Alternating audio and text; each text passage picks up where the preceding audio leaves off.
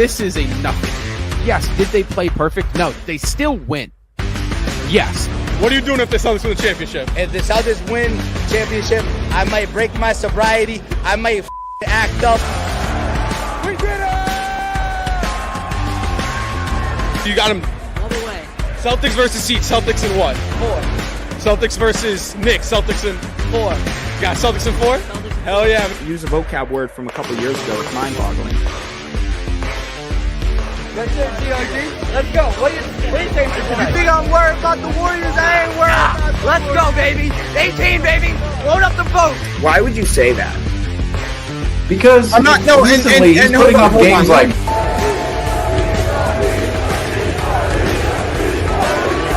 Above our head for the players. Literally right now. But I think when Marcus, especially Marcus, when he got traded, I think that was a wake-up call. You think right now Rob, it's still New York? I do. And when I think of the Celtics dynasty, honestly, one of the first names that comes to my mind is actually Brad Stevens.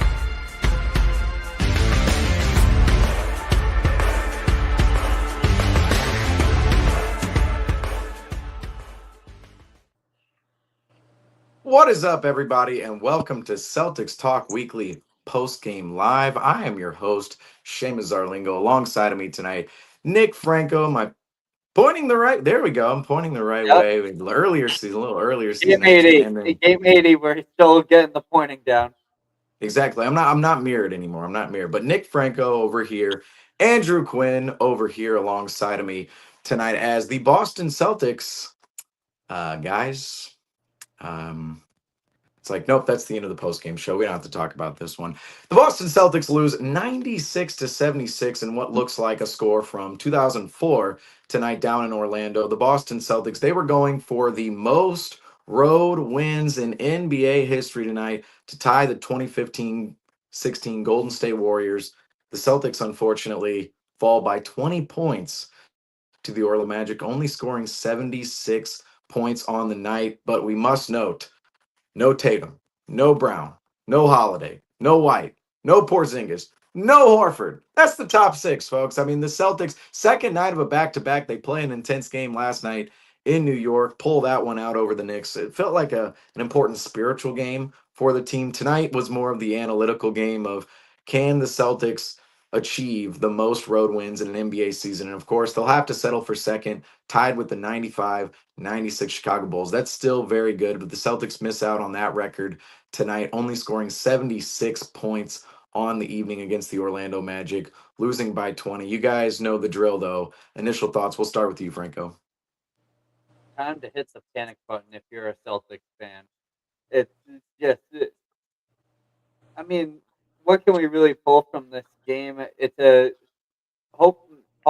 potential round 1 preview, and I view this Orlando Magic team as a team to really consider as the most valiant threat to the Celtics in that play-in run with the Atlanta Hawks, Chicago Bulls, and the Miami Heat. I feel like the Orlando Magic are the team that posed the biggest threat towards the Celtics. And tonight we got to see how our reserves would be able to vote against them. There were a few good runs from this team. Being able to maintain the Orlando Magic to 96 points is most likely not what the Magic were intending on tonight looking like. I feel like there was a lot of chances for them to take away a much larger lead from this game, but the Celtics were able to create runs, and that's exactly what you want to see from these rotational players. Being able to hop in during the final 5 minutes of a quarter and being able to put together a 10-0 stretch and bring that lead a little bit closer. It was in the single digits heading into the beginning of the half, and the valiant effort was just purely outmatched by the Orlando Magic's talent. Paulo Banchero, Franz Wagner is looking like a very promising player. I think this Magic team are a team that are going to develop into contenders. I think they're going to reach the same tier and same level you've see the Indiana Pacers at this current moment. And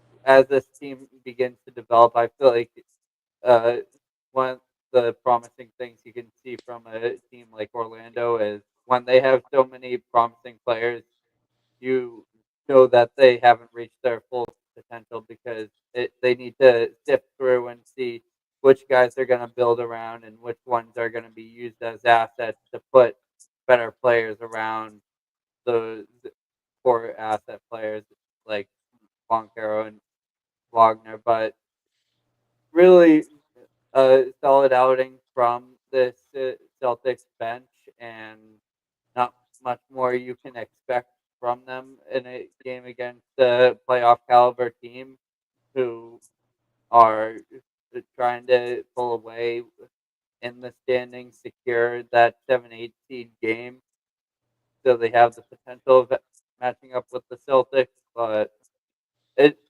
more of a downfall on the Orlando Magic that they weren't able to exploit the Celtics injuries more, even though they were missing Jalen Suggs and are missing Mo Wagner, Celtic legend, for the rest of the season due to an injury.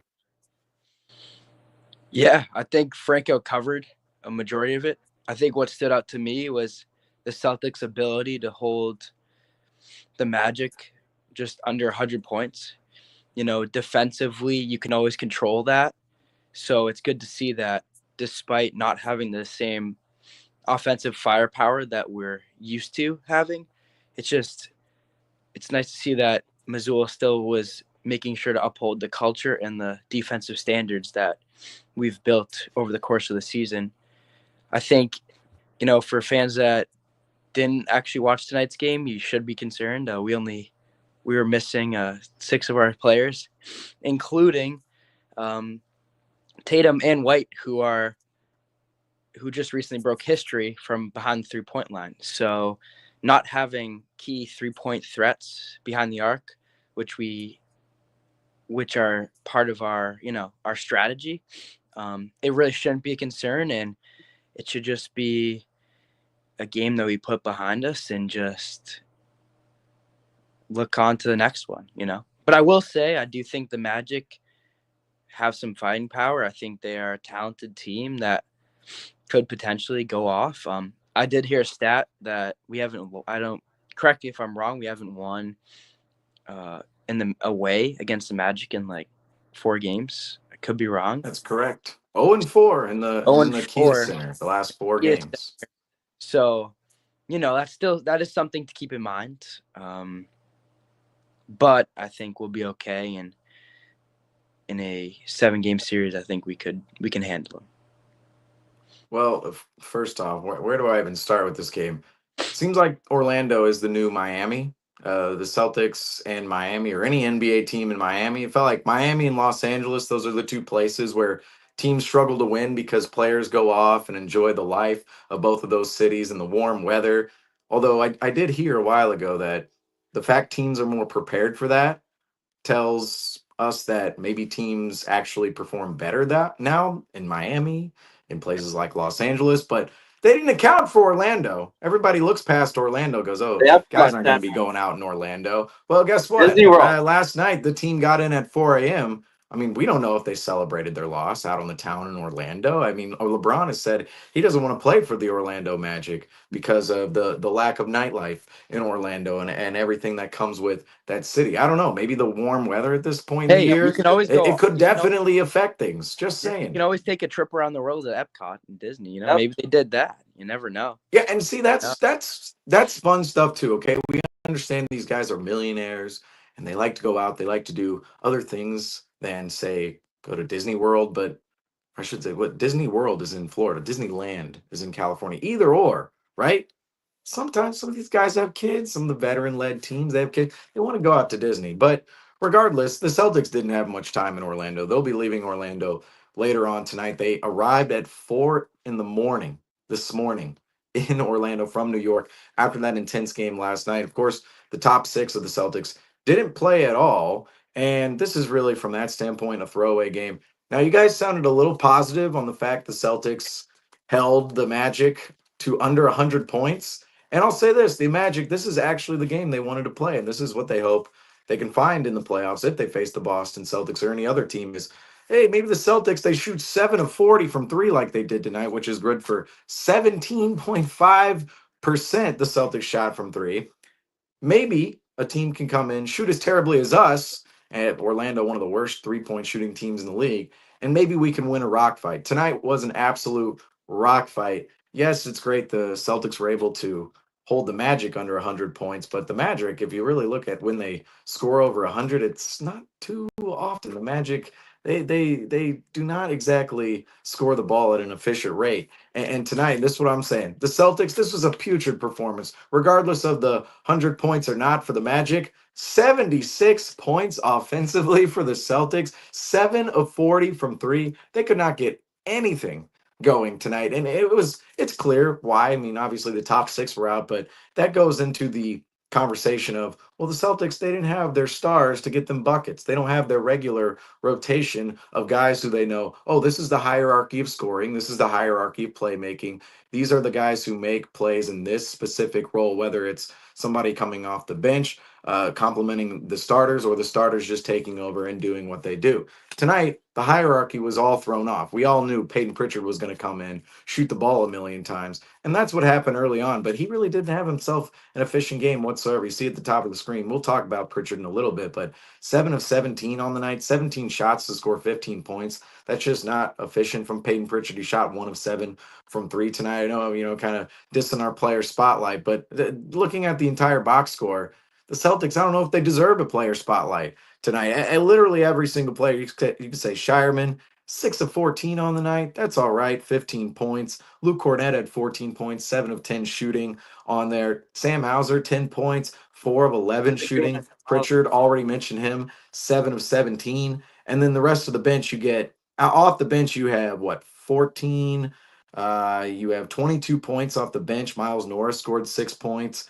And then you had 11 from Keita, 4 of 6. So he had some solid bench performances. I should say, I mean, the entire bench was playing for the Celtics tonight, but typically from the guys who come off the bench, you had some solid performances tonight, but you're only saying those are solid performances next to guys like Tatum, Brown, White, Holiday, Porzingis, Horford, when inevitably some of those players as well have over 10 points and maybe even 20 points. Celtics didn't have a 20-point scorer tonight, and they only put up 76 points up on the board. And you could see the offense was just wildly dysfunctional. Defensively, I thought, yeah, there were some good moments, and Celtics, put forth their effort out there. But as we see in this lead tracker tonight, the Celtics, at no point in this game, we typically talk about the sea of green. Well, this is the sea of blue. This looks like a real ocean, and it's for the Orlando Magic, the biggest lead of the night, coming 26 points late in the third quarter. The game was pretty well over by that point. At halftime, we thought, oh, okay, the Celtics, they're making their run. Maybe they can come back, win this game, get the road record. Unfortunately, that third quarter just got completely out of hand. And you see the fourth quarter, there's some bites taken out of the Magic lead, but otherwise, it's a pretty steady lead for the Orlando Magic. The first quarter went a little back and forth, but once the Magic found their groove, and think about some of the players who played for the Magic tonight, some of their regular rotation. I mean, this was no competition for the Magic when the Celtics, they're throwing out essentially their entire bench. And we know the Celtics, they're quality guys. This was a Griffin game, by the way. I just want to point that out. Griffin's not here tonight on the broadcast, but this is definitely a Griffin game. It was the main Celtics versus the Orlando Magic, and that's just what it was. At the end of the night, the Celtics just did not have enough firepower offensively to stay with the Magic, and defensively, yes, it's cool the Celtics held the Magic to under 96 points, but offensively, they couldn't even keep up with the Magic. And what's funny about this game, I'll say this.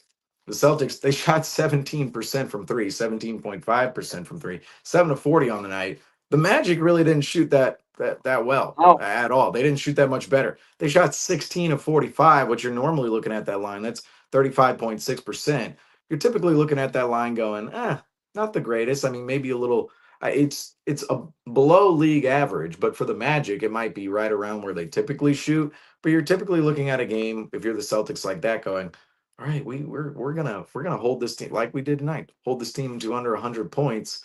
and get after it defensively, should be able to pull out the game. But the way the Celtics were shooting, it made the Magic look good. It made especially in that third quarter, it seemed as if the Magic, the defense was just terrible from the Celtics. The Magic were penetrating the paint, finding open looks from deep. They were drilling those open looks at times. And again, 16 of 45 doesn't look that great. But when the Celtics shoot 7 of 40 on the night, a little rough. It looked a little. It was rough for the Celtics, but from the Magic's perspective, they actually looked like the better 3-point shooting team. When in no way, shape, or form in a playoff series will the Magic be the better 3-point shooting team when the Celtics are fully healthy. But tonight, I will say this. The Celtics, they missed out on the road records tonight, and they missed out on some just NBA history in general. This is the last road game of the season, the last regular season road game of this 24-25 season for the Celtics. But as you see here, the Celtics road wins in a season, they settle for second, tied with the 95-96 Chicago Bulls, just one road win shy of tying the 2015-16 Golden State Warriors, who won 73 games in a season. You think back to some of these road games the Celtics dropped this year. There weren't many of them, but I think back to that January game against the Raptors, and the Celtics could have just grabbed that game. Maybe, just maybe, you're seeing the Celtics at the top of this list, but of course they get blown out 96-76, courtesy of Sean Grandy at the top here in their final regular season game. Finished with the second best record in NBA history on the road. Boston had never scored fewer than 91 points in a game under Joe Mazzulla. They do it tonight, and they do it by 15 points. I'll point that out. So a season low for the Celtics in scoring tonight, as Sean Grandy says here in this tweet. And then we go over to point differential. Instead of becoming the second team in NBA history to go through a season with a double-digit differential on the road, the Celtics drop from 10.15 in terms of point differential, right, to 9.41 behind this year's Thunder. So look at the records here. It's a little tonight's win. There's definitely some implications when it came to historical records. But from your guys' perspective, how do you feel about not hitting some of these historical marks? Obviously, it's great to even be within the top 3, top 2 of NBA history, but from your guys' perspective, is it a little bittersweet? We finished with a lower point differential than the Thunder, a lower win total than the Warriors from all those years ago, or do you just kind of throw your hands up in the air and go, it is what it is? Only accolade that matters is what's written on Larry O'Brien at the end of the season. Winning. It's nice to see the team being able to manufacture such a monstrous road record this season. Obviously, seeing it wiped away just shows how some of the records statistically just are really almost extremely difficult to match. If the Celtics were playing in the series or in this game and had even one of the 6, the Celtics would have maintained that point differential record, but not having any of their star key players is a real detriment to this game and kind of washes away that importance. Obviously, it shows that this team isn't focused on Dick Life's stat count and what John Grandy's got in his journal, but they're more focused on just maintaining this team's health and maintaining some habits and winning and being able to get some opportunities for these players. After the game, Joe Mazzulla just kind of grazed over any of the questions about the records and kind of focused this game on seeing where these guys are getting the details and giving these guys opportunities in real games compared to just seeing what they are doing in practices and film sessions.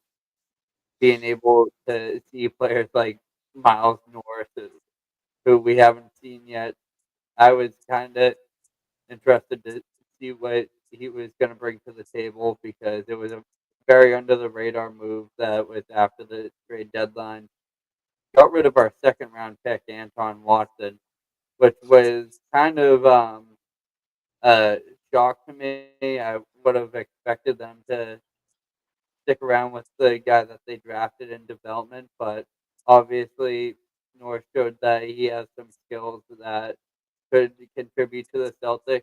Obviously, he's most likely foreshadowing into next year when he's becoming more of a Drew Peterson on this team and starting to make those types of appearances. Probably the next two-way guy for the Celtics, but just record-wise and from that standpoint, it would have been nice to maintain those, but I'm much happier that we didn't see Jaylen Brown out here forcing 20 minutes in this game against a very aggressive, physical, defensive-minded Orlando Magic team that is going to try their hardest and treat this game like it's a playoff preview, but right now the Celtics were just able to maintain a lot of great film for when it comes down to playoff time, and just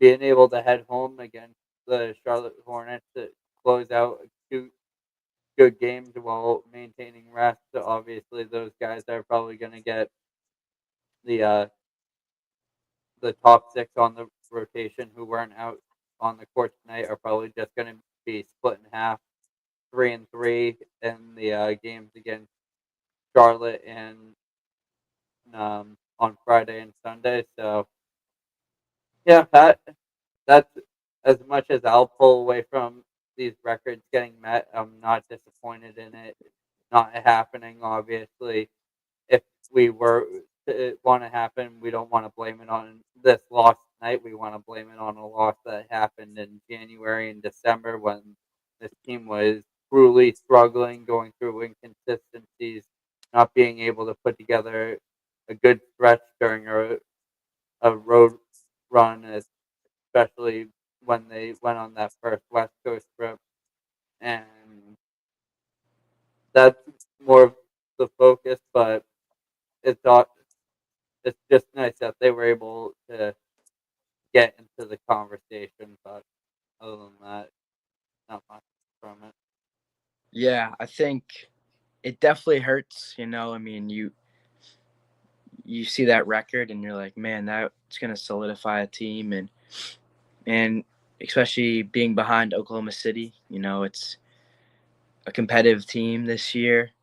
You know, you want it obviously, but I'm kind of gonna go the Joe Mazzulla route and just be like, it means nothing. Because the Bruins had an amazing record. They won it all. They did everything they could a couple of years ago, but then they didn't really capitalize when it came down to it. And that went the same for Pats and their undefeated season, right? When it comes down to it, you want that Larry O'Brien and you want that trophy in your hands, and if you don't have it, that record holds little to no value in my eyes. Well, I mean, look at it this way. That's a perfect way to look at it, Andrew. Look at it this way, though. 2015-16 Golden State Warriors. They have the road record. Do they have the ring? Nope. I think they would much rather have the ring over the road record. And that's what's at stake for the Celtics this year is if they win that ring, they're going to be in that conversation, in that category above that Warriors team. We understand, oh, yeah, regular season greatness with the 73-9 Warriors. But the winning in the playoffs, it matters. It 100% matters. And speaking of the playoffs, the Celtics, of course, last night, the Cleveland Cavaliers, they clinched the number 1 seed out east. So the Celtics found themselves locked into the number 2 seed, which now, as you see, Sean Grandy, courtesy of a lot of tweets tonight coming from Sean Grandy, the Celtics play-by-play guy on radio. If you weren't dialed in to the broadcast, the Magic have now clinched the 7 seed for the play-in tournament. So the Magic clinched the 7 seed tonight. Celtics, they clinched the 2 seed tomorrow, or sorry, not tomorrow, yesterday rather. And if there was no play-in tournament, the Celtics Magic series would be set at this given time. However, there will be a play-in tournament, and the Magic will either host the Hawks, the Bulls, or the Heat in Orlando on Tuesday, and that game will be on Tuesday. And me and Griffin, we were talking about it earlier. We were thinking, oh, by the time the next Celtics Nation Rise podcast, again, we recorded that today. Go check it out. Celtics Talk Weekly and the Celtics Nation Rise page, just a plug there. But we talked about how, yeah, by the next Celtics Nation Rise podcast, maybe just maybe we'll know the Celtics playoff opponent. Well, given the fact this game will come on Tuesday between the Orlando Magic and either the Hawks, the Bulls, or the Heat, we will know by the next Celtics Nation Rise podcast on Wednesday, filming on Wednesday. But the winner of that game gets Boston the first round of the playoffs. So obviously the Orlando Magic have the inside track at number 7 right now in the East. However, they will have to host and win the game against either the Hawks, the Bulls, or the Heat. So, looking at this, every single team in the play-in tournament right now, and which has been fairly, I would say, for the last month. There's been no other East team challenging the 4 teams in the play-in right now, and those 4 teams are nor challenging the number 6 seed. So these 4 teams, been talking about them for a while now when it comes to the Celtics. But from your guys' perspective, has the opponent or the most favorable opponent for the Celtics changed? We said a month and a half ago it was, oh, clearly we want to play the Bulls. They just traded away Levine. They have this weird wonky roster. They're trying to tank. They're trying to go down to number 11. Well, it doesn't seem like that's the case anymore. The Bulls, they've made their way up in the standings a little bit. Josh Giddey is playing phenomenally. If another triple double tonight, they play fast paced. They're a little frisky out there. But you have the Bulls, you have the Heat, who just beat the Boston Celtics last week at the Garden. Tonight, the Orlando Magic beat a lesser Celtics team, the main Celtics, let's face it, in Orlando. And you have the Hawks, who, looking at the Hawks earlier this season, gave the Celtics some trouble both in the NBA Cup in January. So all of these playing teams, from one moment or another, gave the Celtics trouble at a certain point in time this regular season. And now coming to the end, we either have the Magic, the Hawks, the Bulls, or the Heat. Has the favorable matchup changed? Who should the Celtics want to play first round? Franco, we'll start with you. Who the Celtics should want to play is either the 9 or 10 seed, which they won't have the advantage of being able to play because of the fact that they lost the number 1 seed. And those 2 teams that would most likely either be Chicago or Miami. I think that Orlando is a team that obviously strikes me as the most daunting opponent out of those 4. But looking down the rosters of the other ones, you can see the Atlanta Hawks, the team who gave the Celtics a little trouble. It created a little history with the Celtics earlier on in the season when they knocked us out of that play-in tournament or that the in-season tournament.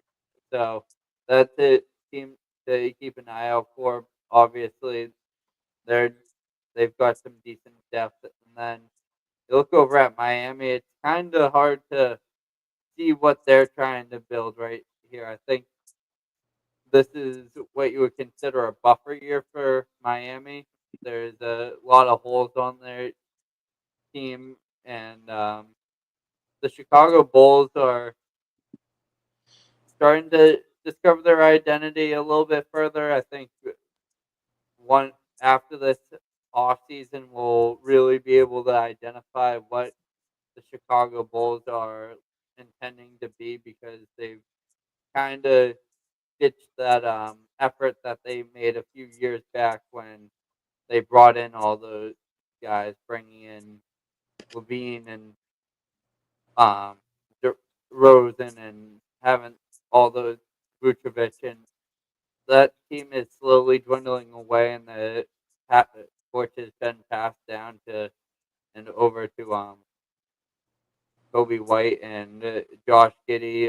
They're also got a promising young player, Matas Buzelis, who's looking like he's going to become a promising stretch big for them. And then just looking at the rest of their team, still trying to identify what the rest of that's going to look like for them.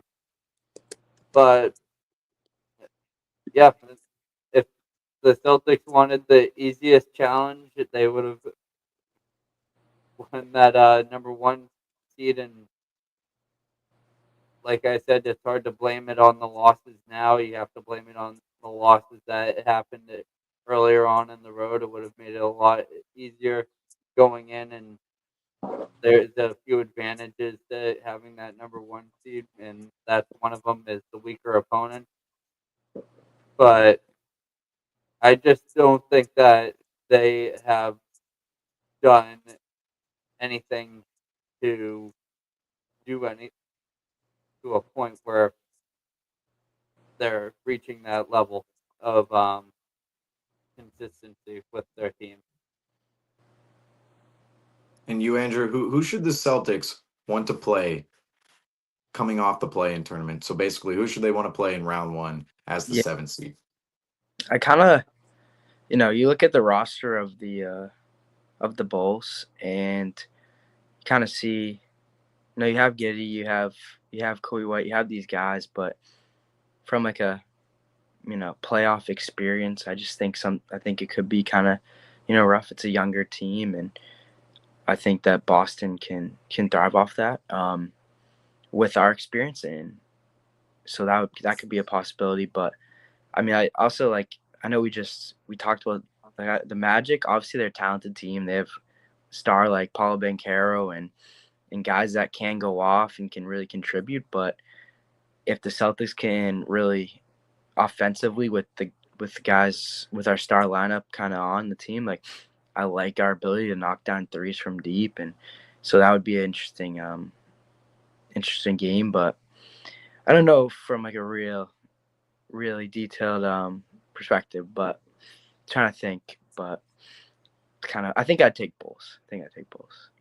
See, I'm surprised by these answers because tonight, even though the Magic blew out the Celtics by 20, I just look at their team right now and I go, this has just been off the rails for quite some time.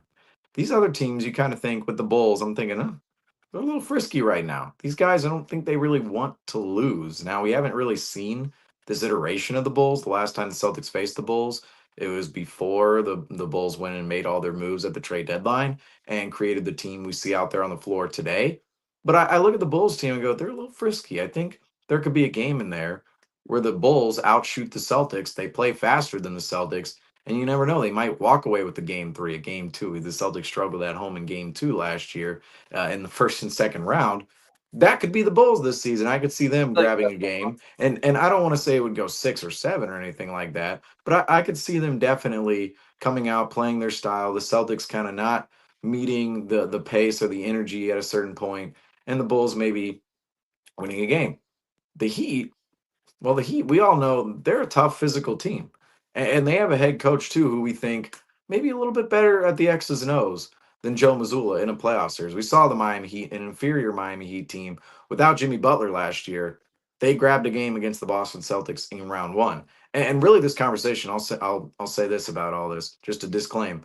I don't think any of these teams are going to beat the Celtics round one. That's not really where the conversation is, where it's like, oh, could any of these teams really challenge the Celtics? I don't think they would go as far as to challenge them to get it to 6 or 7 games. But I'm thinking, who's most likely to grab a game, force the Celtics to play one extra game in round one? The Heat and the Bulls right now, they're looking a little frisky to me. I mean, the Heat had their terrible losing streak. They were 4-13 in their first 17 games without Jimmy Butler, but they ripped off that 4-game winning streak and then turned into a 5-game when the Celtics lost to the Heat at home at the Garden. And they were becoming a little frisky of a team, maybe a team that's coming together a little bit more. And I see the Heat, they have more of a veteran presence than some of these other teams. The Hawks and the Magic. Now, I can't say much about the Atlanta Hawks right now. I think Trae Young, anytime you have him in a series, you have a couple of nice wings for the Hawks as well. They look completely different than they did in January and in November when they gave the Celtics trouble. It was, DeAndre Hunter was on the roster, so was Bogdan Bogdanovic. Now those players are gone, other locations, and DeAndre Hunter with the Cavs, Bogdanovic with the Clippers.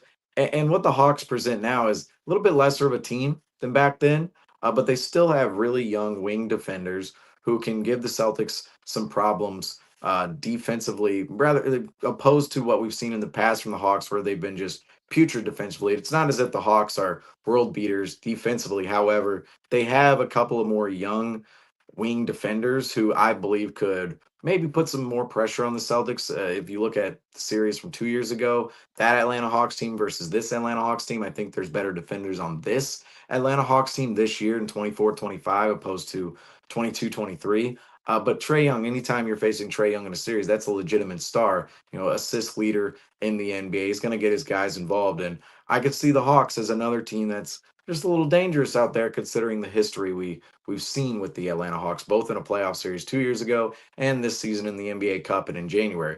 The Orlando Magic, however, I know we haven't won in Orlando in 4 games, but that stat right there shows me that maybe a win is on the horizon, folks. Maybe the next 2 games in Orlando, games 3 and 4 in round one, that's going to be the Celtics series, or those are going to be the Celtics games. They're going to be Celtics wins. They can do it at home against the Magic. I think the Magic right now, yes, they have KCP. He's been he's underperformed for the Magic this season, played better as of late, but the Magic offensively are a complete mess. I mean, 96 points tonight, and Franco, you kind of mentioned it at the beginning, and I was a little bit, I was disagreeing with you a little bit at the beginning, going, you were like, oh, the Magic, they didn't really take more advantage of the Celtics than what they did. They couldn't even score over 100 points. I'm going, oh, they still won by 20 here. They still won by 20. They still mollywopped the Celtics, but that is reality. They didn't score over 100 points tonight in a game where 100% they should have scored over 100 points, given what the Celtics were putting out there on the floor. And I think if the Celtics, they bring their offense in that series against the Magic, I hate to say it, but the defensive side of the floor is not going to be as big as the offensive end in that series, because I don't think the Magic can score on the Celtics. I don't think they can score in general against any NBA team. And if the Celtics can just score 110 points a game, which is really not asking much out of this prolifically offensive oriented Celtics team, I don't think it's asking much to say, hey, go out there and score 110 a night against this Magic team. I think in a series against the Magic, it's possible the Celtics blow them out of the water, sweep them all 4 games. I actually see the Magic just the way they play. They want to win rock fights. They want to keep the score low. I just don't see a world where that is sustainable come playoff time against a team like the Celtics. Whereas some of these other teams, I do look at them and go, okay, Miami's physicality, they do have a couple of veterans on their roster. Offensively, I would say Miami, there's issues there as well. Atlanta, offensively, I think they have enough firepower to win a game. I also think the Bulls offensively have enough firepower to win a game. Defensively, you kind of look at these teams, you go, defensively goes to the Heat and the Magic. And offensively, it goes to the Bulls and the Hawks. So if you're looking at it from a round one perspective, who do you want to play if you're the Celtics? Do you want to play a more defensive oriented team like the Magic or the Heat? Or do you want to play a more offensively oriented team like the Hawks or like the Bulls? I'm more of the defensive oriented team because I think the Celtics can put up points against these defenses, and I don't think these defensive oriented teams can put up points against the Celtics. Whereas the Hawks and the Bulls, I could see them definitely coming out one night, shooting over 40% from three, pushing the pace of a game, and maybe, just maybe, pulling out a game against the Celtics. So I would have to say, give me the Orlando Magic right now because that's the most likely. It's the most likely. They have the home 7-8 play-in game.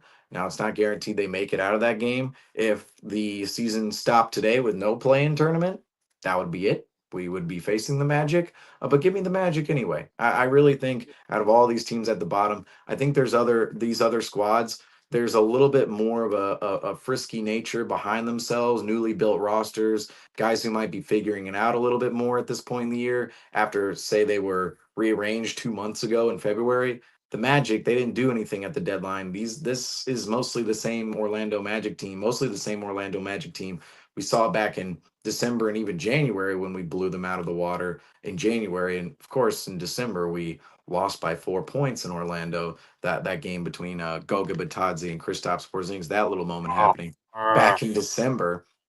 But mostly the same Magic team all season. I think they've actually declined. Offensively, they're a mess. Defensively, I don't I don't the Magic are going to play well defensively. They're going to get after it on that end of the floor.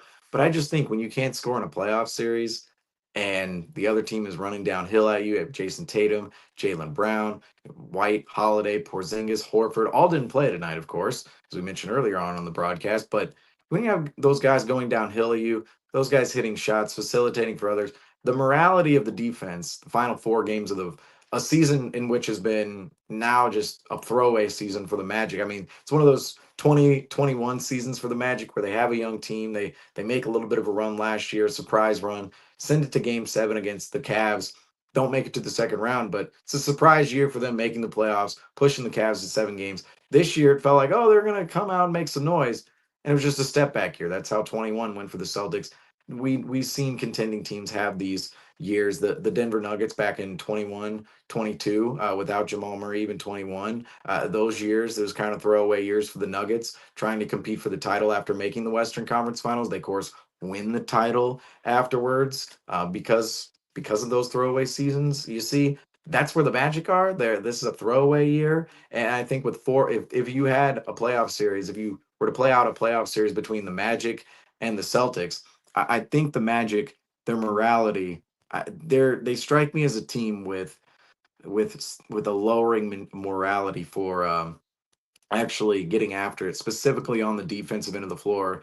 This has been just not a season anybody expected in Orlando. And I mean, you look at the record at the bottom going by just now, 40-40. Nobody expected the Magic to be 500 or battling to go above 500 for the final 2 games, in the final 2 games of the regular season. I think in a playoff series, compared to some of these other young teams, Magic, they still have some young talent, but compared to some of these other teams, I think the Magic could look at it going, this season we just haven't been able to get it done. We've been declining this entire time, and I think if they can't score any points offensively, they continuously see the Celtics run downhill at themselves offensively.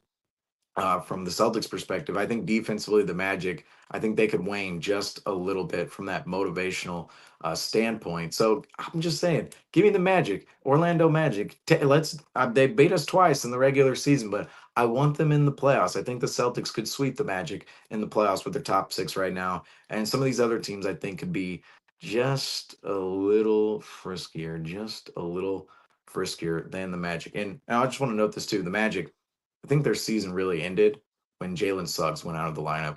Jalen Suggs is the heart and soul of that team. I think he's a better Marcus Smart for that team. I compared him to Marcus Smart at the beginning of his career, but let's face it, Jalen Suggs has way more of an offensive game than Marcus Smart. And now, Smart's a little older, and Jalen Suggs is probably a better defensive player at this point in his career. Now, does he get a Defensive Player of the Year nod like Marcus Smart? We don't know in his career, but I think you look at a player like that, once he left the lineup, it made no sense. It makes no sense as to why the Magic are as bad as they are offensively without him.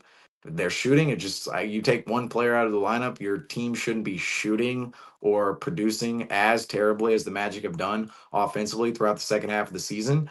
But regardless, Jalen Suggs, he's made a big impact on that Orlando Magic team, and ever since he stepped out of the lineup, they just haven't quite been the same. That's another reason I would say the Celtics, they want to face the Magic round 1, is because the Magic, out of all those teams, right at the bottom of the play-in, they're the one team really, really, really missing a key piece. Every other team, they have most of their pieces, and they might not be as talented, right? But the Magic, they're missing a legitimate key piece, and which makes their team go round, makes them win games, brings wins home to Orlando.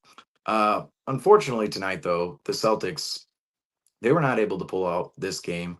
20-point loss for the C's. Now, I will say, player spotlight tonight. Oh, it was, they had some solid performances, but you'd like to see these performances in a win where the Celtics are dominating their opponent, when Tatum, Brown, White, Holiday, Porzingis, they're putting up their numbers, and the bench, they could bring their numbers as well, but tonight the bench numbers, they just weren't enough. And tonight you had to give it to Peyton Pritchard, though, the player spotlight.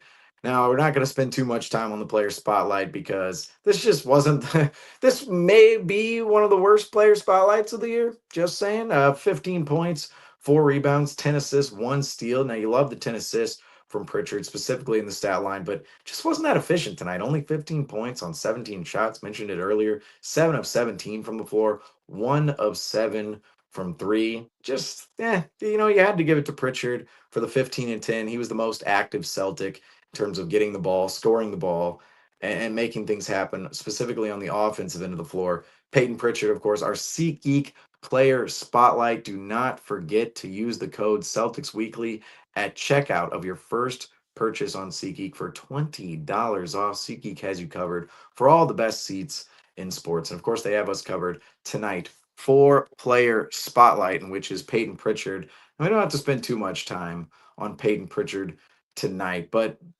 I would say we have to talk about him. He was he kind of played that Devin Booker role out there a little bit with the Celtics tonight. We saw Devin Booker last week with the Phoenix Suns. He was kind of just out there playing street ball. It's like, give Devin Booker the ball, let him cook. That's what it felt like tonight within the Celtics offense. It was give Peyton Pritchard the ball, let him cook. So, Franco, we'll start with you. What did you like about Peyton Pritchard's performance tonight? Or actually, you know what? Before you go, what did you not like as well? Because we can talk about that too, with how putrid of a loss this was. I was gonna say we could all go through the depth chart because it's such slim pickings for player spotlight. We could all create our own player spotlight, and I would have went with a Baylor Sherman. I did it like what Peyton Pritchard brought to tonight's game. I would have expected a lot more, especially with the lineup there was tonight. You would assume that Peyton Pritchard would become the number one player on the Boston Celtics tonight. Would have been taking over tonight's game, playing the Devin Booker role, as you just said, being able to isolate, create his own opportunities. But I think those opportunities for Peyton Pritchard really span from when there is other talented players on the court that allow Peyton Pritchard to work in isolation opportunities when the court isn't completely focused on him and isn't just right on Peyton Pritchard, knowing that he's going to try to create his own shot. I think that Peyton Pritchard did a great job in a lot of situations tonight. Playmaking was doing a good job as the forefront runner of the Boston Celtics, and it's just going to be something that we're going to see him grow into here. Huh? I don't know. I don't know what that means. I don't think that it came out of anyone's mouth tonight, unless I'm losing it. But I just think that I'm gonna go ahead and say those quotes. Those quotes might be from another not source. us. I No, mean, maybe from the actual person's mouth. Seriously, like that's those quotes. It's like this is what I said, or not what I said, not what we said. Nobody on here said 27, 8, and 10 for Pritchard. Nobody said that. Just to clear if that up in the comment section, nobody said yeah, that. yeah, if Richard did give us that, I would be greatly appreciative. I mean, But I'll just say this though about Pritchard. The graphic you guys see on top of the screen right now, that graphic, you recycle graphics, right? So, Peyton Pritchard won player spotlight against the Blazers. I go back to that game. I grab his player spotlight graphic at the top here. And that game, it was like 43 points and 10 assists. And it's like, so he actually can it's like, average yeah, like you 27, can do that, I guess. I mean, he's not going to average. I'm He's not not going going to to average stop that, but him. he can do that. He can do that. If he wants to, he can go right ahead. I'll cheer him on if he wants to go score 27, 8, and 10. But, man, I just think that tonight's game was one of those games that you would like to see Pritchard be able to step up and to address this comment. I think that it would be a good opportunity for Pritchard to be showcased in a starting role tonight. If there was another player out there like a Drew Holiday, a Derek White, or even Jalen Brown, who is on the court tonight shooting around, but was ruled out after being labeled as questionable heading into tonight's game. Yeah, I think you really touched upon it. Pritchard, obviously, without key guys in the lineup, there's more attention on him, so it's just as hard to get good looks. I think some of Payton's shots come off from kickouts, open threes that players can create for him. So that obviously shows why maybe he didn't perform as well. You would like to see him though maybe shoot a little more efficiently and play a little better, considering who knows what our lineup next year looks like, or who knows what the roster looks like next week, and Peyton Pritchard might have to step up and step into a better role. So with this opportunity given to him, he didn't perform his best, but I don't think it's a game that you're gonna look at and be like, man, Pritchard is just not that guy. He's not capable of scoring a lot of points. He's not capable of helping a team be successful. Like, I just don't see that. But like we said, there was just not a lot of pieces around him to really make him shine. And then I'd also kind of want to touch upon a player that maybe didn't have the best game, JD Davidson. He went, 0 for 6 from the field. He just had a rough game, and he did have 16 minutes, and he just came off winning MVP. He had this opportunity, and it's tough. It's tough to kind of find rhythm, and it's your first game playing that amount of minutes. Maybe he's feeling a little bit of pressure, but it's just interesting to think about if he can play at that next level and possibly help us out in some kind of way in the future. I think I'm curious on what you guys think as well, and if this game shows anything about that. And that's an interesting conversation because I believe this year is his final year on a two-way contract. So this would be the first season that he would be transferring over from playing back and forth in between Maine and joining the not the main Celtics roster, but the Boston Celtics roster. Um, but I think if he is a cheap option just due to the duration of time that he has spent within this team, I would like to see that those performances, obviously G League MVP, um, translate over to his NBA game, but that hasn't shown up within the opportunities that have been given to him, even though those opportunities have been limited. So I would be interested in him joining this team as the 15th man, but on an official contract. But we know Brad isn't a big fan of filling that 15th position.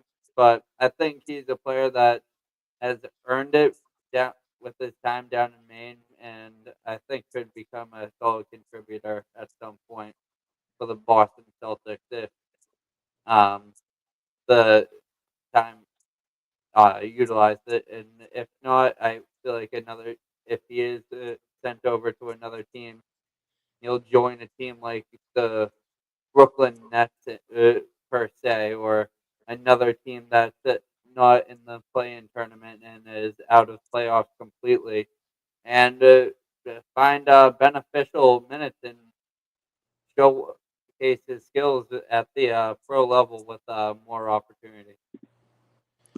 JD Davison, his performance tonight, unfortunately, is not something you want to see. Looking at his box score real quick, 0 points, 4 rebounds, 2 assists, 0 of 6, like you mentioned, Andrew, 0 of 5 from 3 from Davidson, 16:53 played. So nearly 17 minutes tonight from JD Davison, and didn't really do anything in the Celtics offense at all. I mean, it really didn't contribute whatsoever. Looking at his role in the G League is a lot different. We were talking about this a lot with Baylor Shireman. Rob points out the aspects of Baylor Shireman that are going to be different in the NBA opposed to the G League. Down in the G League, Shireman's more of a facilitator and more of a playmaker. He's more of a scorer, and in the NBA, he's more of an energy guy, more of a stand in the corner, hit corner threes type of player.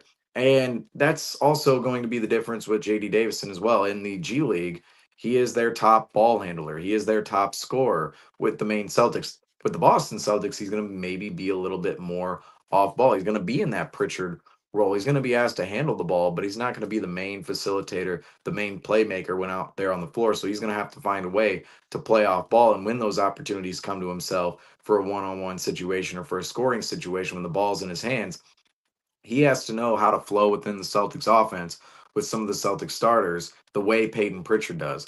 JD Davison, we just haven't seen that out of him at all. The only thing we've seen is dominating other teams in the G League because of his high usage in the G League. He's not going to have that type of usage in the NBA. And when it comes to how a team utilizes a player, it's going to be much different for JD Davison with the Boston Celtics than it is with the main Celtics. And tonight, I would say JD Davison, first and foremost, he hasn't had that many opportunities with the actual Boston Celtics outside of some garbage time here or there.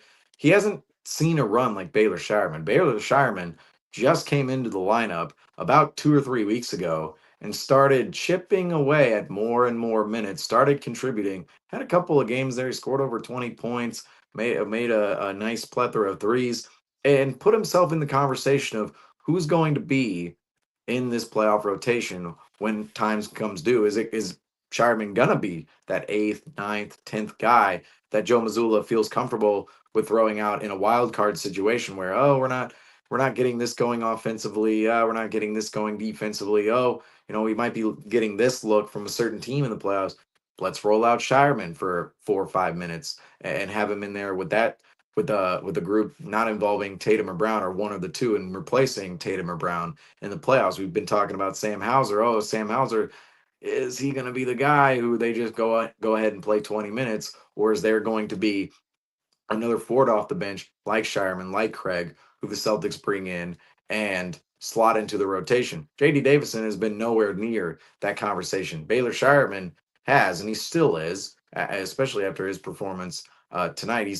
Baylor Shireman is slowly but surely becoming one of those, the regular rotation player. I mean, he's on the bottom of the rotation, bottom of the totem pole, not garbage time anymore, kind of a regular rotation guy. And then when he comes in a situation like this, it's not surprising that he scored 15 points tonight. 6 of 14 from the field. Now Shireman, he was also 1 of 7 like Pritchard. So maybe if Pritchard and Shireman shoot better than 1 of 7 from 3, or rather 2 of 14 from 3 at the end of the night, maybe the Celtics have a better chance at pulling out this game. I will say, to the better scorers off the bench for the C's, Shireman and Pritchard just couldn't get it going from 3 tonight. But JD Davison hasn't had that opportunity, the same opportunity as Shireman. I just don't know if he ever will with the Celtics. I believe these last 2 games, JD Davison, he's not playing with the main Celtics anymore because they were just eliminated by, unfortunately, the Magic. We're taking major L's from the Magic right now. The Asciala Magic and now the Orlando Magic. From their G League team to their NBA team, the Magic took out the Celtics in the G League Conference Finals, and that was JD Davison's potentially his last game with the main Celtics. We will have to see in the future what that looks like, but goes out of the lineup there, and the reason he goes out of the lineup is because they're done with their season.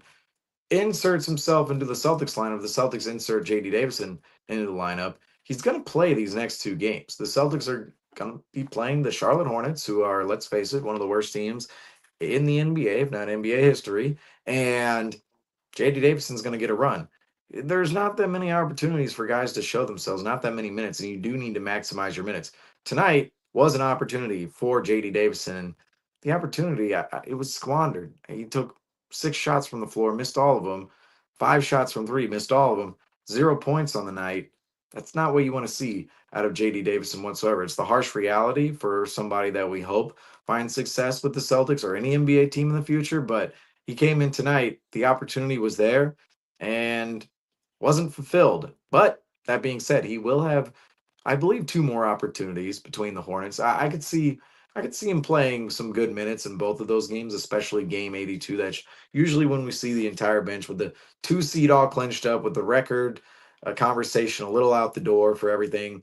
Maybe we could talk about Jaylen Brown playing over 20 minutes the next 2 games if that happens. But for everybody else, I don't expect. I see a little bit of a run for Tatum, White, Holiday, Horford, Porzingis, especially Horford. Little show I think for the the last home 2 crowd. games. Go ahead, Franco. I think there will be a little show for the home crowd. They'll come out.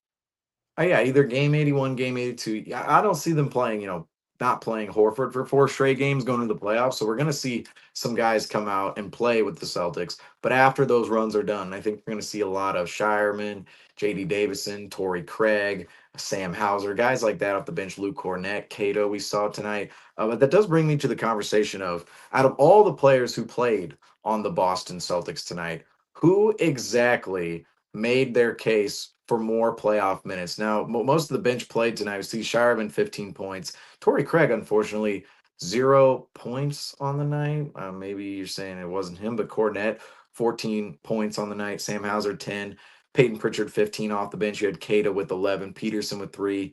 Davison was 0. Now, these are all just the point totals. Jordan Walsh with 0. Miles Norris was 6. And Xavier Tillman with 2. Now, Tillman and Walsh were the only players to play under 10 minutes. Peterson played 13 minutes. Miles Norris, 19 minutes tonight. JD Davison, 17, as I already mentioned. Shireman, 34. Craig, 28. Cornette, 25 and a half. Sam Hauser, 25. And Pritchard, about 35 minutes tonight. So if you look at that, all the players and their point totals, their minute totals tonight, and just their overall stat line and performance out on the floor, who made their case for more playoff minutes tonight? Who played well? Franco, we'll start with you. I don't think it. I'm gonna say that it's hard to say that anyone made more of a case for themselves based off of one game tonight. If I had to say there was someone that my confidence increased in, is Baylor Shireman. We've seen him continue to increase his workload here in Boston as he rose up the totem pole. I would say that he's probably around the 10th or 11th guy in the Celtics rotation right now as of this point. Um, Definitely behind Pritchard, Horford, Hauser, and then I would consider him up it for debate with Corey Craig for that 9th or 10th spot in the rotation. But I think it's really based on situation and scenario for the team, and seeing these guys being able to work in such a larger workload is good to see. Obviously, Namias Keita having a better game tonight, stepping up and filling in, platoon swapping with Luke Cornett, and also being on the court at the same time as him. It seemed like they were able to establish when the 3-point shot wasn't falling. They really started to rely heavily on that pick and roll and creating lobs for and easy finishes for Luke Cornett and Myers Keita. Keita had a monstrous dunk in, I believe it was the third quarter.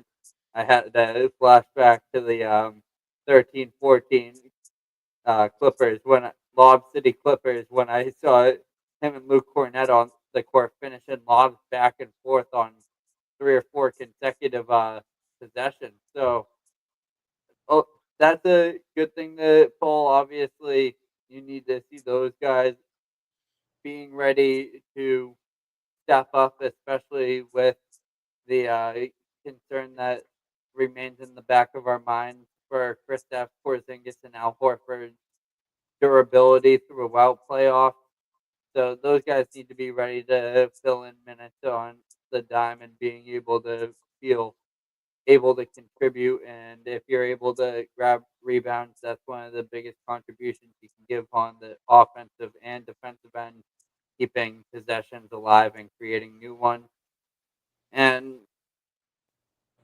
Corey Craig is a interesting player. Obviously, not able to score tonight, and he's one of those players I feel like will play better on the court and will fit better off in a role where he's not one of the top priorities to score. When he has Tatum, Brown, KP on the court, he's more just out there to be that fifth option, that defensive 3D player who's going to create a few turnovers and also being able to bury that open 3-pointer if the ball is passed out to him. But tonight it kind of was challenging for him when teams were able to really focus up and man up on each of these players and not allow them to reach any stride and be able to create some consistency from three, because who knows if one of these players like Hauser or Pritchard catches a little fire, is it making more than 3 or 4 3-pointers tonight? We might be looking at a closer game, and which would be a even worse look for this Orlando Magic, because to bounce back to what we were saying earlier, if the Orlando Magic think that they're going to win games against a fully healthy Boston Celtics, but only scoring 96 points, they are surely mistaken. Yeah, I could see, like for me, for people that I could see kind of get more minutes, I definitely see. I feel like Torrey Craig could kind of see maybe a little more rosy. I mean, he was on that Nuggets championship team. You know, he has that playoff experience, so maybe he gets some time in there and maybe can make an impact. And then just Luke Cornett, I think it's kind of a no-brainer. His ability to, we can use him in the pick and roll, his defensive intensity, just he adds another layer where we could maybe sub him for Horford, or he just adds that other layer that I really like. So I think both those guys should see more minutes, but I just love Cornette, man. I think he just is such a winning player, brings intangibles to the team, and I feel like he's deserved this opportunity. He's worked hard, and now he's ready to, you know, reap the benefits of his hard work. So I think if we can kind of give him his role, it's well deserved. Yeah, I think in this scenario tonight, now not much can be taken out of this game whatsoever. Like just 76 points, the top six doesn't play. I mean, we think about the bench. The reason garbage time is so discombobulated in the NBA is because the bench comes into the game. Anybody's bench, right?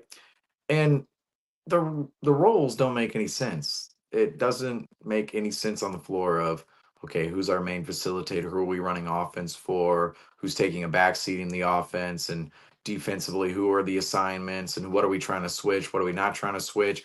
And all of those questions on the basketball floor, they cannot be answered within 48 minutes of playing your entire bench in a contest. That's what the Celtics were facing tonight. You know, the real conversation when it comes to the bench is how do they look alongside the top six, or really the starters of the Boston Celtics? How do the bench players look alongside the starters? How do they look with the A team, right? We talked about that with Rob a while ago. We were talking about, how does Shireman, it's great he's having these garbage time moments and minutes in those ways. Yet we need to see him with the A team out there. And that was a little frustrating about tonight where we couldn't see any of that. But despite that, we saw a lot of minutes from the bench. And I think it's just the regular guys we were continuously leaning on. Shireman impressed me tonight. Pritchard, I don't want to say Pritchard impressed me, but he did exactly what I thought he would do. I thought he maybe would have a better, more efficient performance, maybe more points out there on the floor than 15 if he's taking 17 shots. That being said, Andrew, you already mentioned it. It's harder for a guy like Pritchard to score when they're zoning in on him defensively and realizing, oh, there's no other threat out here, versus Pritchard when he's alongside Tatum, when he's alongside Brown, the rest of the Celtics star-studded lineup. That's when Peyton Pritchard, he's going to be utilized at his maximum. In this lineup, he's going to be compromised a little bit as the focal point of the offense. Now, that being said, Pritchard, he came out and did exactly what I thought he'd do. He took 17 shots tonight. He led the Celtics in attempts. And you look at the rest of the roster, well, Shireman, he scored 15 points, now 1 of 7. If a couple more of those threes go in, say he shoots 3 of 7, that's looking like a lot better of a line, period. And he's up to, at that point, he's up to over 20 points. If he hits 2 more threes, 6 on he's at 21 points. So Shireman not that far off from a great performance tonight for his standards. Just a couple more 3 makes, the 1 of 7 not great for Shireman, but to me, what stood out is the fact he looked like a player in which was in the regular rotation. These games, you can tell who are the players who are normally laced within that regular rotation. You don't expect them to go out there and dominate, but oh, there's some more experience here. There's a little bit more of a rhythm here. There's a little bit more comfortability. That's what I really look at, is the comfortability. How comfortable do you look out there on the floor? Shireman looked comfortable. We all know Peyton Pritchard looked comfortable. Guys like Cornette looked comfortable. Keita, comfortable. That being said, if we look at some other players, Hauser, I'll throw him into that comfort category as well, as a regular rotation player. You can tell some of the players, though, that being said, who didn't quite look comfortable to me. Torrey Craig still, I'm questioning right now, how many minutes is Torrey Craig actually going to see come playoff time? He's kind of this fun guy to mention, like, oh yeah, we added him in the buyout market, and maybe he can fill some forward minutes come playoff time, but he's not been offensively productive this entire time with the C's at all. He came in as a 40% 3-point shooter, only averaging 6 points per game on the year. But since joining the Celtics, I mean, he really has not done much on the offensive end of the floor. And defensively, I don't see Torrey Craig as great of a defender as he used to be. Andrew, you mentioned back with the Denver Nuggets, he was there for a couple seasons, but even on the other teams, he's been on with Phoenix, Milwaukee, played in the 21 NBA Finals along with Indiana and Chicago. But you look at where Torrey Craig, some of his numbers are right now: 3 points per game with the Celtics, 2.4 rebounds per game, basically 0 assists. 3-point percentage though at 36%. So he came in this season, he's shooting 40% fully, but 42.9% from three from Torrey Craig with the Chicago Bulls this season. He's a career 35% 3-point shooter, and he's had better years and stretches with other teams, such as the Suns. 37.4% with the Bulls, 39.9%, basically 40%. Milwaukee, 36.4%. Now Boston, though, 36% this season. And now he started his Denver career out 32%. Milwaukee, or sorry, I don't think I mentioned Indiana, 33.3%. So you could see he's right around that 35% mark or above. And he's shooting 36% with the Celtics from three. And he's just not getting that many opportunities. And I just don't see him as a hugely productive player on the offensive end. And I think it causes other teams to look at Craig and go, oh, we can help off a guy like Craig. Shireman and Pritchard, however, and even Hauser, I don't think they can help off of Hauser, Pritchard, and Shireman as much as they can help off of Torrey Craig, knowing a little older of a player, not as quick, not as crafty. Shooting percentages are down. He's not really, we're not worrying about him getting points. I think you can help off Torrey Craig a little bit more than you're helping off of Shireman, Pritchard, and Hauser, like I already mentioned. And that can create a little bit of a hierarchy within the Celtics bench rotation of, okay, the defense is going to be a little tougher on Brown and Tatum when Craig is out there versus guys like Pritchard, Hauser, and Shireman, as I'm talking about right now. And even from a defensive standpoint, I think his best athletic days are a little behind him. I hate to say it, they're a little behind him. And I think the short period of time hasn't helped either. The short period of time between him signing with the Celtics to where we are right now, it's been about a month and a half, 2 months. That hasn't helped his rhythm with the team and the inconsistency within how much he does see the floor with the Celtics. Yeah. Yeah, and I agree. Like, Torrey Craig has, and I did say Torrey Craig, but now that you're mentioning it, like, yeah, maybe defensively he's good, but Shireman has been playing. He's young. He's spry. That's the thing. It's like these other guys are young and spry and quick. Torrey Craig, I don't see that. Yeah, and defensively, Shireman has been playing well. Like, it seems that he's creating disruption for offensive teams. So the fact that he's able to knock down shots and produce on the offensive end, it's like, you're right. Yeah, he does bring a little more value to a team. He may be able to provide more for the Celtics come playoff time. And there's a little bit more of a ceiling with Shireman as well, where you go, well, he's still developing, and the ceiling could raise a little bit further, than Craig, who you could argue his ceiling, it's like it drops from old age. I mean, that's just what it is in the NBA. And just looking at the entire lineup tonight, I mean, it's evident to me, a couple of guys out there, it's like, their playoff run, it's like, how deep is that? How many minutes are they really going to get? Some of these guys aren't even going to be considered for the playoff rotation. I hate to say it. Griffin, cover your ears if you're listening right now. But a guy like Miles Norris, like great that he played 19 minutes tonight, but definitely not seeing any playoff minutes unless it's pure garbage time. I don't even know if two-way guys can even see the playoff floor anymore. But Walsh is another guy. 9 minutes tonight. I think he's a little bit more raw than we all projected. I mean, we thought coming into this season, preseason, Walsh, a little bit of a handle, looked comfortable with the ball.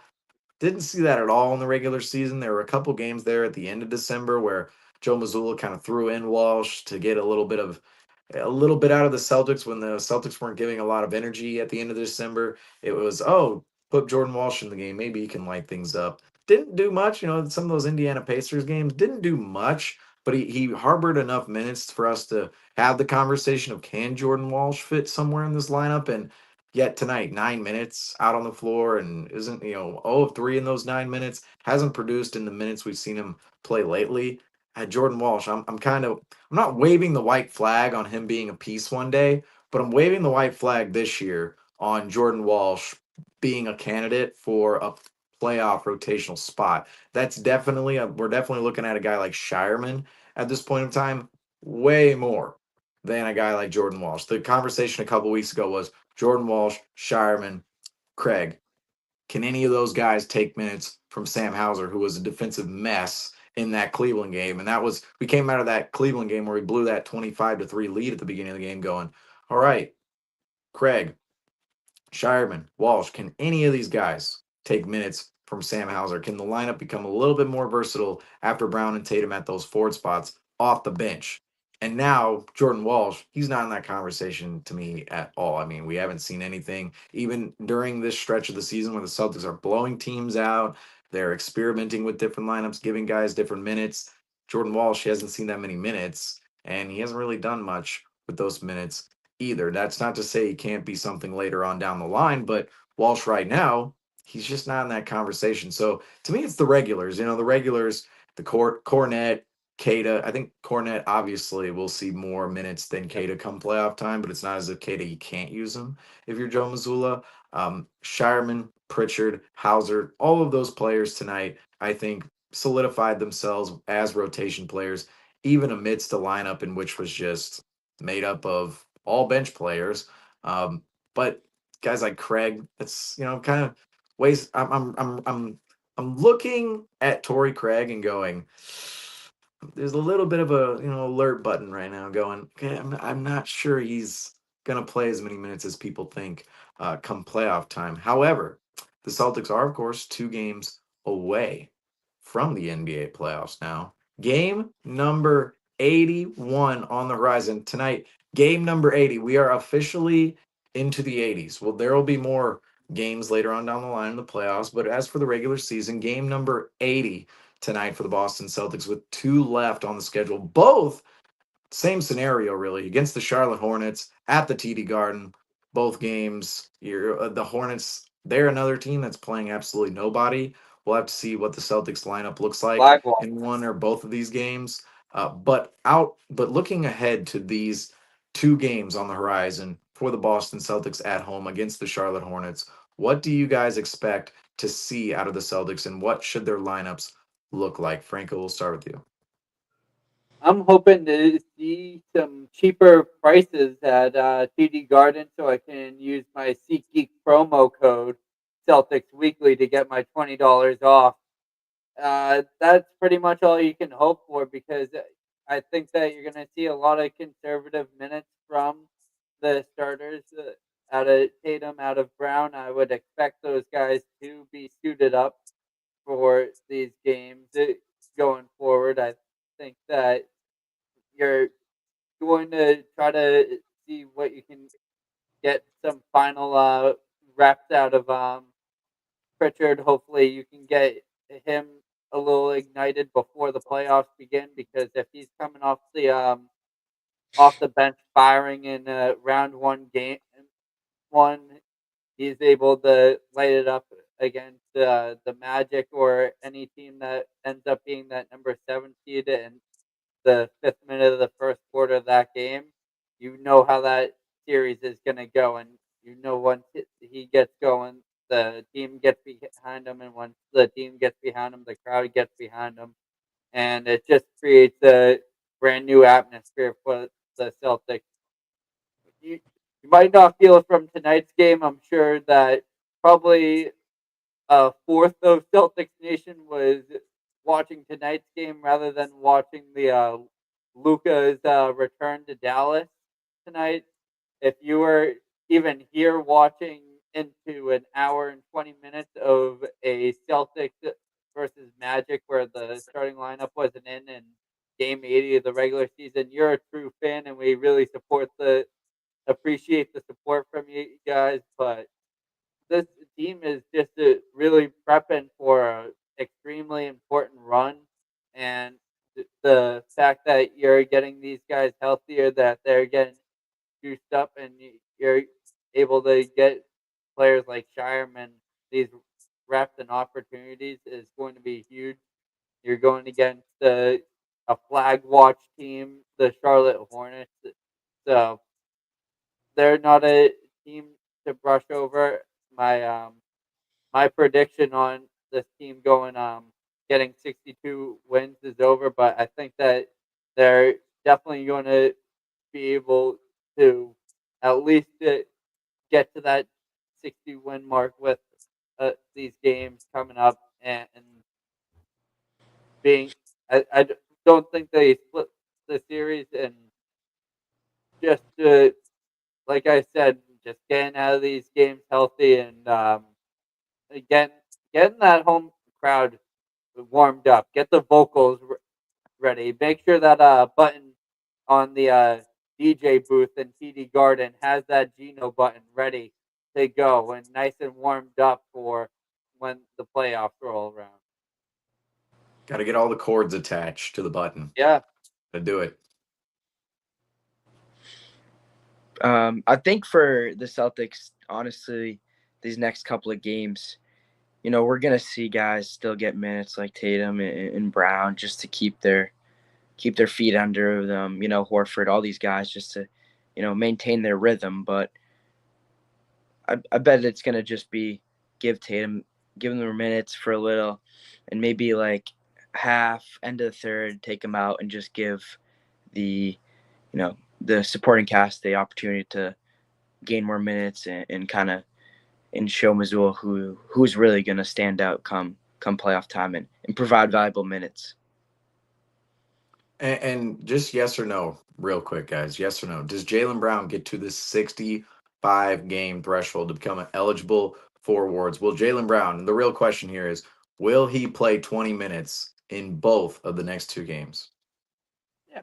yeah. I don't see why not. I think the minutes are going to be very sparingly handed out. I don't think it's going to be what we're expecting, which is the the all right, Jalen, you're only playing the first half of this game or something like that. I think it's going to be more spread out into increments, and I feel like the team can experiment a little bit more with rotation, and who knows what we see. I still think back to the Celtics media day and for this upcoming season, and Jason Tatum said that he promised that he was going to come off the bench. So we're going to have to ask one of our guys that we've interviewed that get into that media room to remind Jason Tatum of that, because like Cam Tabatai or Bob Kravitsky, we have to tell him to remind them of that. That Jason Tatum said he would come off the bench for one game this season. Who knows? That might be one of these Charlotte Hornets games. But I definitely think that the organization is going to owe it to Jaylen Brown and to not create any ruffles within the water with him, and allow him to reach the agreements within his contract and give him any opportunity there is for him to make as much money as he can off of his contract.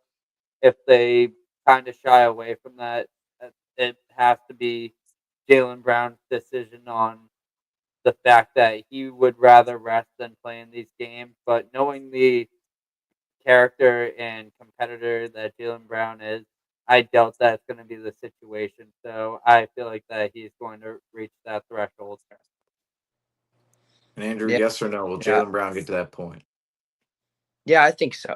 I mean, I just think that as much as Joe Mazzulla likes to say that these games mean nothing and maybe they don't hold as much value, I think that Joe Mazzulla cares about his players. I think the Celtics organization cares about its players, and Jaylen Brown has played such a pivotal role in this organization. So I think it's only right and fair that we give him that opportunity and and send him into the playoffs with a good outlook on us and just the season in general. Well, you actually mentioned Joe Mazzulla not really caring about these games, but I think it's the other way around. I think it's a little bit No, the other he way around does. because we have this quote It, from Joe Mazzulla in here tonight as it's being queued up right now. So Noah Dalzell, of course, Celtics reporter, asked Joe Mazzulla if part of his message was for the young guys to not put too much pressure on the game. Joe Mazzulla said this: I would never tell someone not to put too much pressure. That's unrealistic when you're playing for the I don't think Celtics. So like wow. I mean, he that's got pretty. me. My bad, Joe. No, see, yeah, it's like Orlando Magic, no starters tonight. I mean, all the pressure in the world to you guys and the young guys. This is your chance. JD Yeah, Davison, you have one chance tonight. One chance tonight, and then two more against the Charlotte Hornets. After that, I don't know where he's going in his NBA career, but yeah, there you Miles go. So, Norris, all Andrew, no, 18 that was a banners perfect are segue because all I was getting this queued up, and Andrew, yeah. you're like, yeah, Joe Mazzulla. It's like, I I mean, don't you know. guys. I mean, He's he telling these does guys. care. I mean, he is that type of guy that does care, and he. I mean, I agree. I just saw the Scal interviews. He was talking. He's like, Scal asked him. I don't know the specific question, but it had something to do with if the game HUD value. And he just was like, "What happens if you don't win?" Or I kind of mixed up the words. He was like, "What happens if you don't win? What happens if you do?" And he's like, "Nothing." You know what I mean? Because he just likes to move on and he tries to bring the perspective towards the next game and just focusing on that. So Yeah, that's kind Joe of Mazzulla is the ultimate perspective giver. Although I will say he always tilts the perspective in in a favorable manner for himself. To I would tend to agree sometimes, Andrew. Though is that it's like, it feels like he doesn't care, right? Feels like he doesn't care. But this is what I'm always saying about Joe Mazzulla. He's always fronting for the media. Always, always, Mhm. always, always, always. I don't think how he is in the locker room and how he coaches is anything how he presents at that podium. I think at the podium he's very reserved, I think he strikes back at the media a lot, kind of plays devil's advocate to them a lot in their questions. And I think he just kind of toys around with the media, but I don't think that's exactly how he is Yeah, behind the scenes. But it's I almost like found this one of quote his. interesting tonight. Never tell someone not to put too much pressure on the game. That's unrealistic when you're playing with the Celtics. But what do you want to say here, Andrew? No, I just feel like that's part of his evil scheme. He just wants to really not give any team that kind of firepower to use against him. He likes to keep it within the locker room and Bill just Belichick. guys. He's kind of he's Bill Belichick exactly. Yeah, and unfortunately, though, Bill Belichick, he wouldn't go for the records as much as Celtics have this year. And really, they're not going for any records. We talked about the records earlier.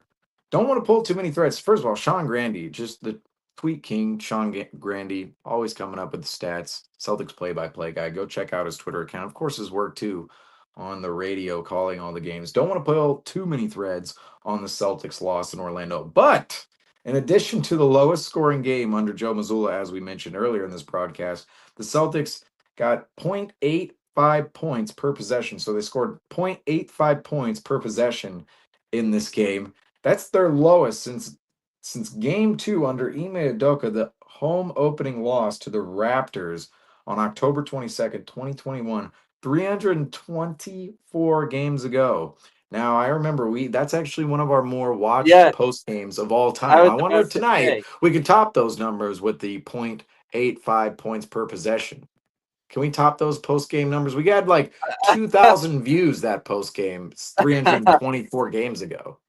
I haven't seen our viewer count go above 2, but those two beautiful people watching, we greatly Yeah, appreciate. thank you so much.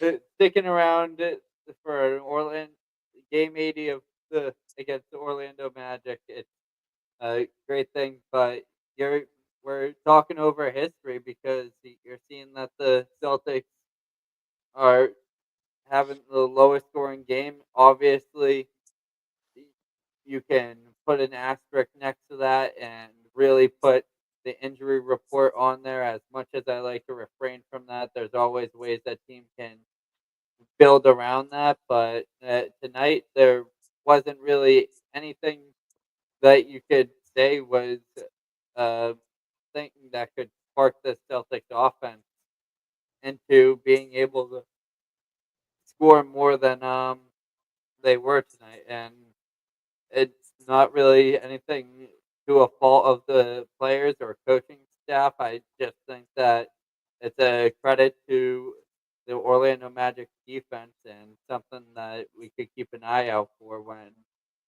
or if we end up facing them in round one. And it really 324 games ago. It's surprising it hasn't happened within that time frame, but 0.85 points per possession is just horrendous. And really, tonight's game, it's explainable, as you said, Franco. But I'll tell you, this October 22nd, 2021 game, after that 21 season, after the 2020-21 season, after the team officially, the entire time covering the team, I never saw the fan base boo the team. I saw that in 2021. In 2021, we had the boo. It was against the Pelicans. The Boo Birds came out in that game when Marcus Smarty, there was a jump ball, and for some reason Marcus Smart took the jump ball and just hoisted it into the stands. Not like in an angry manner. He literally thought there was like 2 seconds left on the shot clock, or 0.seconds left on the shot clock. Got the ball, just hoisted it to the rim. There was at least 14, 24 seconds left on the shot clock in that game. I remember the Boo Birds coming out. But this game right here happened months later. That was the first home game, the home opener of the season, 21-22, that ended in a finals appearance for the Celtics. We thought the Celtics were bound for purgatory. I mean, they were this loss to the Raptors. The Raptors were not the better team than the Celtics that season. They were seen as equals at the beginning of the year. Now we saw later on in the year that was not the case. But in this game, the Raptors dominated the Celtics, and the Celtics could not score offensively whatsoever. And it's a new look Celtics team with a new head coach. This is their home opener, and things just that night the fan base was not happy. That was definitely a time we're far removed from now. Talking about most road wins in a season. We're talking about biggest point scoring the scoring differential, point differential in scoring from opponents this season. We're talking about 60, 61, 62 wins. Far removed from this moment on October 22nd, 2021, 324 games ago, although the Celtics put up a stat similar, really, I mean, it's the same as that night that long ago. But we do have some more tweets to show here before we close out the show. This one, well, this was the news on it, Cole Anthony, and this was during the game. So just to disclaim that, Cole Anthony just left his assignment in the paint, getting matched up against Luke Cornett to throw up mid-game. Craziest thing I've ever seen. Jamal Mosley sprinted cross court like a track runner to check on him. And of course, that coming from Fauzan Amir. And we have this, Cole Anthony actually spoke about this after the game. Cole Anthony on the puking incident during the game. I had to throw up a little bit. Sometimes you got to get the toxin out of your system and put some positive in there. So you got to get some toxic out of your system and put some positive in there, as Cole Anthony says. You know what I'm saying? I had to do that down there. Then I'm hooping after that. I mean, Cole Anthony, I don't know what went on. I don't know, hungover, like what caused that? Because literally during mid game, just walks off the court, pukes, comes back, and then he's again. You know what I'm saying? I had to do that down there. Then I'm hooping after that. Didn't even grab what a Cole breath Anthony mint. has to say about Yeah, that. I was gonna say, yeah, Scout was like, I don't think he even used some mouthwash or anything. Like, not even a mint before, just probably a Gatorade wash and a spit out. Yeah. Vile. I I don't even know if there was a spit out. Like I don't might need know more if even procedure. that was. I think it was It's just the more- mouthwash. You just swish it around and Yeah. then it goes about his day. But that's the sign of a pure hooper right there. You know, no matter what's happening, right? You're Lovely. going out there, you're getting buckets. That's who Cole Anthony is. He's somebody who goes out there and gets buckets. Of course, the son of Greg Anthony, notable, I don't want to say NBA legend, but let's face it, I mean, you play in the NBA, you're prominent as an announcer, might as well be an NBA legend. But of course, the Boston Celtics did not set any legendary standards with how they played tonight. They lost to the Orlando Magic 96-76, scoring their lowest amount of points all season, the Celtics did. And quite frankly, this game was just a throwaway game. The top six, no Tatum, no Brown, no Horford, no Porzingis, no White, no Holiday.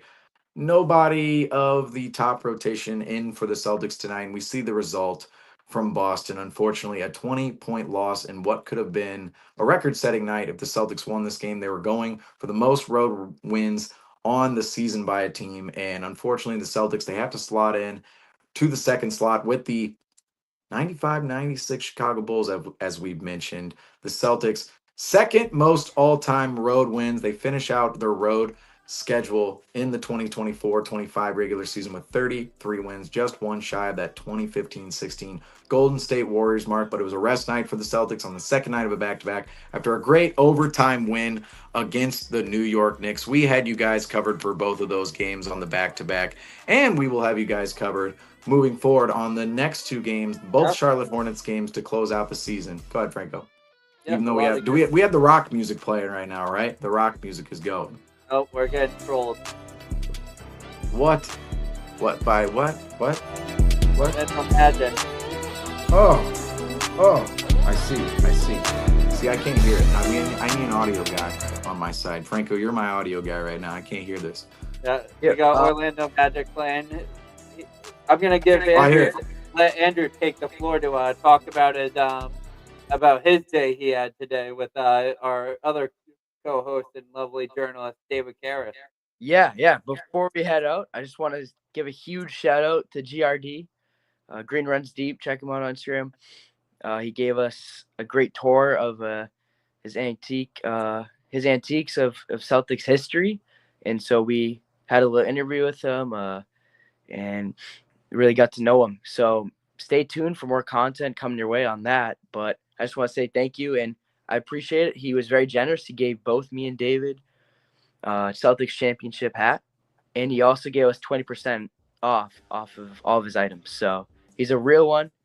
He's a Celtics legend, and very excited to continue to stay in touch with him and see what we can do. So stay tuned. One more plug. Go ahead, Franco. We got to plug our very special guest we have coming in tomorrow. Our NBC reporter, my buddy who is an actor. You've seen him in the movie Don't Look Up that was on Netflix with Leonardo DiCaprio.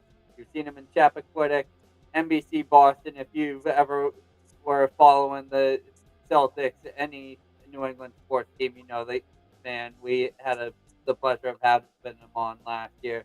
Gary Tangway is rejoining the show again tomorrow, so we'll be sure right when that's finished, we'll be posting that, and we'll keep you tuned on that as well. So yeah, last year interview with GRD and Gary Tangway. So folks, we're basically saying right now we have two new ones on the horizon coming out with Tangway and GRD. Of course, GRD just Celtics fan legend. Andrew, can we see that hat again real quick? Let's see that hat again. Every time I see this hat, I go, we got lucky with the championship hat. We got a good championship hat. Other teams, sometimes they don't have the best of designs, but Celtics, I mean, look at that. See that though? 2023, 2024. I want to see a 2024, 2025 on a next hat. Let's go, man. Let's go. Me too. But of course, special shout out to all of our guests coming on the program, and of course, special shout out to the one up there watching the show the whole time. Of course, all the love to the fans out there. Can we get the heart? Oh yeah, all the love's good. Wow. Wow. Of course, out there So all the love to the fans. So special shout outs all around. But that is going to do it for us here on the Celtics Talk Weekly post-game show tonight. Celtics, of course, losing by 20 points to the Orlando Magic, 96-76. We will have you guys covered for the final 2 games of the regular season. The Celtics face the Hornets, Game 81, Game 82 at the Garden. We will have you here covered on the post-game show. But for night, that does it for us. I am your host, Seamus Zarlingo. Alongside of me tonight, Nick Franco over here and Andrew Quinn over here. As I always say, thank you all for watching, and go Celtics.